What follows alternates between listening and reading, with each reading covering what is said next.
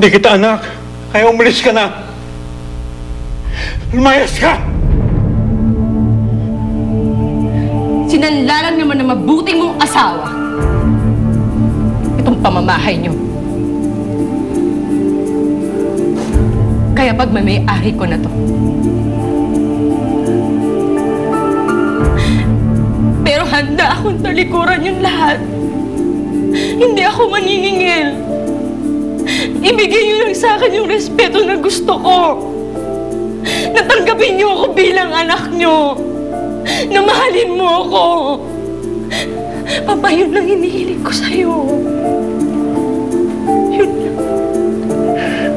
Get out. Hindi kita kilala. Hindi kita anak! Lumayas ka! Odessa, huwag kang makinig sa kanya. Odessa, let me explain. May kailangan kang malaman. Hindi na kailangan. Malinaw na lahat sa akin. Bakit ba ang hirap para sa inyo na tanggapin ako? Kahit anong gawin ko sa buhay ko? Kahit magtagumpay ako, baliwala sa'yo! Isa lang naman hiling ko sa'yo eh. Tanggapin mo ako.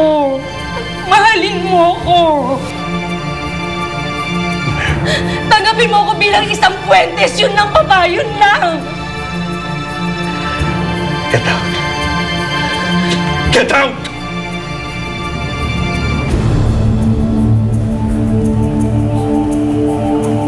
Pwes, binibigyan ko kayo ng 3 araw para lumayo sa pamamahay ko. Halika na.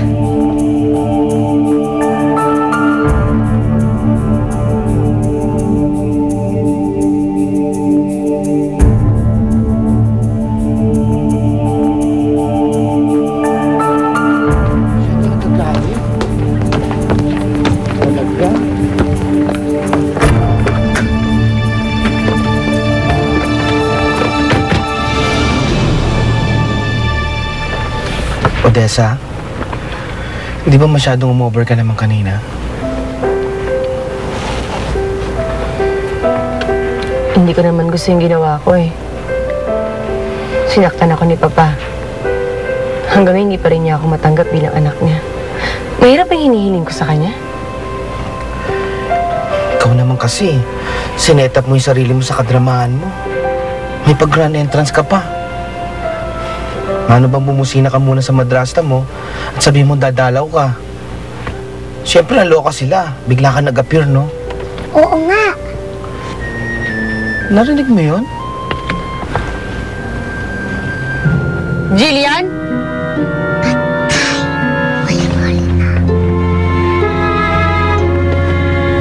Hello po. Hello, ha? Ikaw? Talagang ginagalit mo ako, ha?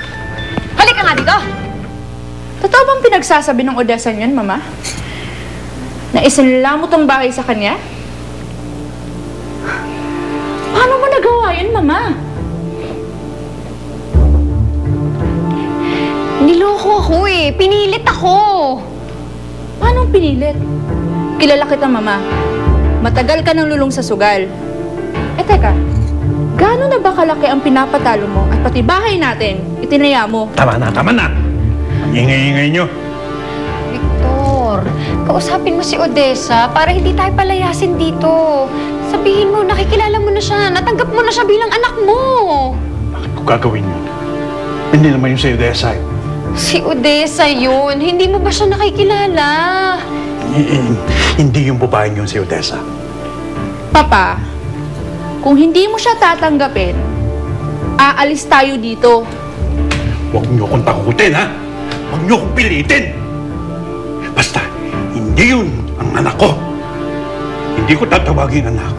Ang isang taong ngayon ko lang nakita.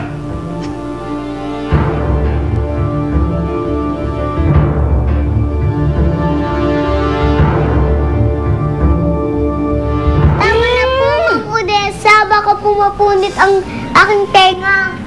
Ikaw ha? Naisahan mo kami. Hanap kami ng hanap sa iyo para sumama ka sa amin. Oo nga.